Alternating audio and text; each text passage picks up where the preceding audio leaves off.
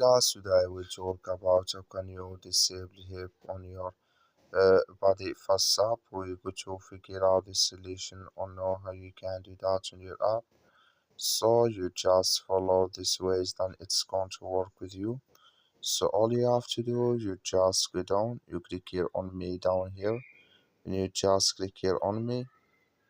So then it's going to take you to this list. It's going to show for you like this here. Then you click here on statistics settings, just click on it.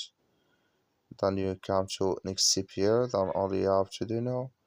So you just go down here, you keep going down, you come here to hip. So you just click in this sign or this color. Like you see color, it's gone, that's mean hip disabled with us now. That's all you have to do. That's all. Thank you for watching. Don't forget to support us by liking and subscribe.